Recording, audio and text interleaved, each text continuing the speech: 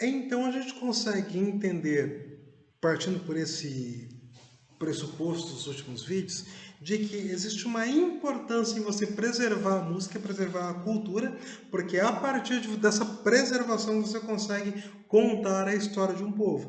E você dar liberdade para que essas pessoas possam fazer as suas expressões culturais é ter a garantia, garantir, na verdade, que exista, que vai ser perpetuado essa história pelos tempos. E é justamente aí então que o ordenamento jurídico entra, é justamente aí que entra então a nossa Constituição, entra o direito para ter essa garantia. Por quê? Porque a partir do momento que nós conseguimos garantir que exista liberdade cultural e que exista acesso à cultura, nós estamos garantindo que seja perpetuada, então, as formas de pensamento de um povo, as formas de pensamento, então, de uma determinada comunidade. Mais do que ter isso garantido, é necessário a garantia do acesso a essa cultura. Por quê? Porque existe duas coisas, dois lados, na verdade. Um lado é você fazer a cultura, o outro lado da corda é você consumir essa cultura que está sendo feita. Bom, a cultura ela tem um preço, né? Na forma com o qual nós vamos estar direcionado. Aquela ideia que em algum momento a gente viu, ou vamos ver, para você que ainda não teve aula comigo, de não teve aulas de noções do direito, aquela ideia de transformar então este trabalho de produção cultural em mercadoria.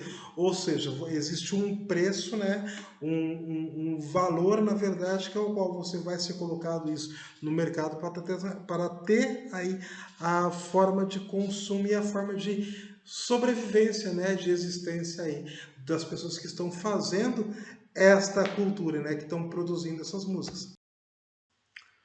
Então é necessário o entendimento que para você ter a preservação da cultura de fato, é necessário então preservar os dois elos. De um lado, a gente garante a liberdade de fazer a cultura. Do outro lado, você garante a necessidade de consumir essa cultura feita.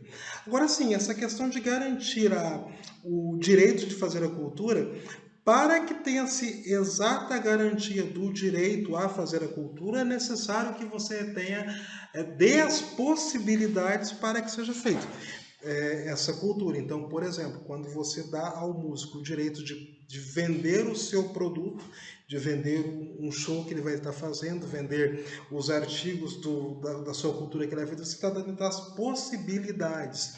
E quando você dá ao outro lado da duelo, né, quando você dá às pessoas o direito a estar consumindo e em outras formas, não só o direito a consumir, mas, por exemplo,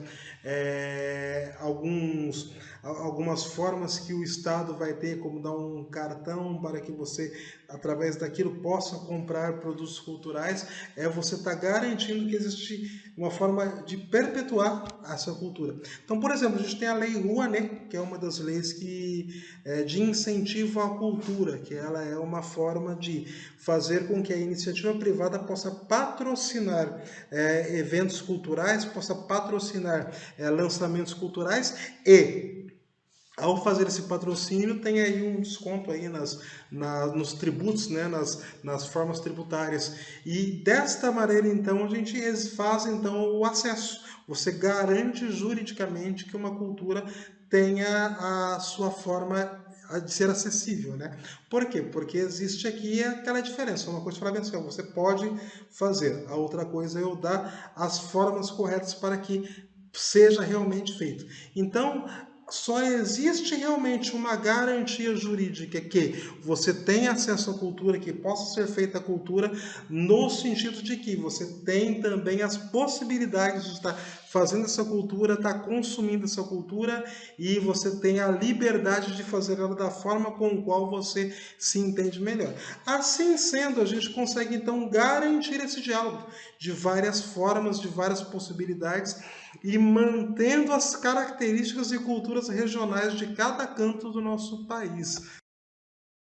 E é necessário a gente pensar um pouco dessa questão de cultura, a gente entender um pouco desse elo direito-cultura, um pouco fora também disso tudo que nós estamos dizendo. Como assim fora do que estamos dizendo?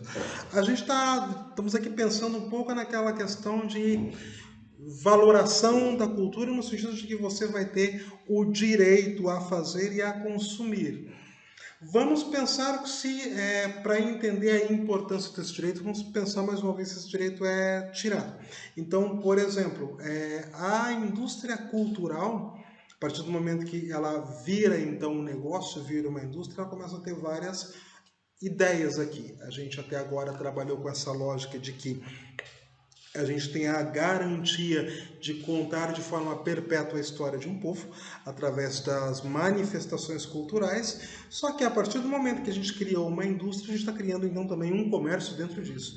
Criado esse comércio dentro disso, a gente está pensando aqui que existe então um trabalho e necessariamente existem pessoas que estão vivendo de acordo, vivendo tirando seu sustento através dessas produções culturais também, o que é lícito, o que é ok.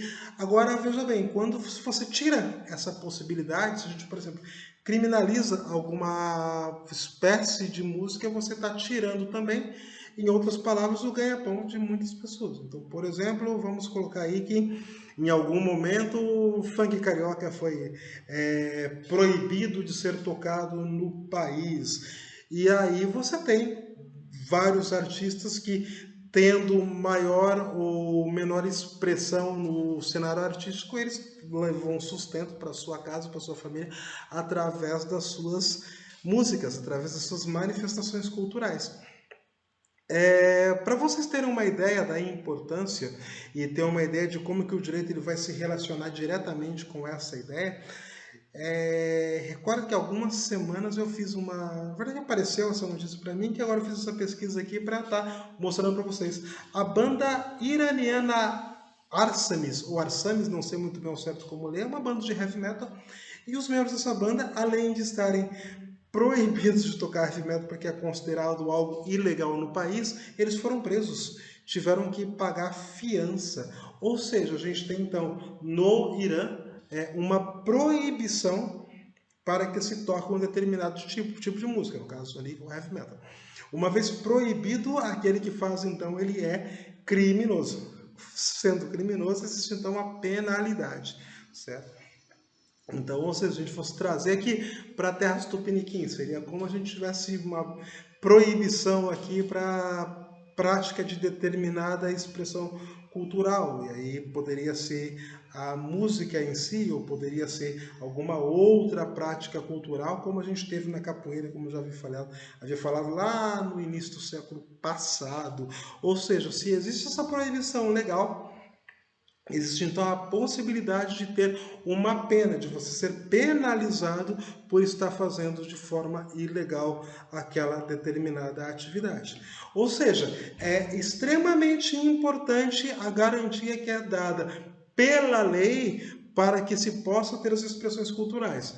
E aí a gente tem, então, a gente elencou aqui algumas dessas garantias. Uma que é você perpetuar pelo tempo, pelo espaço-tempo aqui, historicamente a cultura de um povo, no sentido de você conseguir entender como que se dá essas práticas de relacionamento social desse povo. A outra coisa que daí, então, vai ultrapassar um pouco essa questão da parte cultural, de você perpetuar a história, é você entender isso também como um mercado. A gente tem um mercado financeiro, que é um mercado radiofônico, um mercado da música, ou seja, existe um sustento real, existe um trabalho real, e aí quando a gente tem essa permissão, na verdade, você consegue legalizar todos os elos da corrente. Então garante que pode se consumir da cultura, você garante que pode ser feita a cultura, e necessariamente você tem aí um mercado de trabalho também que se mantém aquecido, justamente porque ele tem suas garantias legais a serem feitas.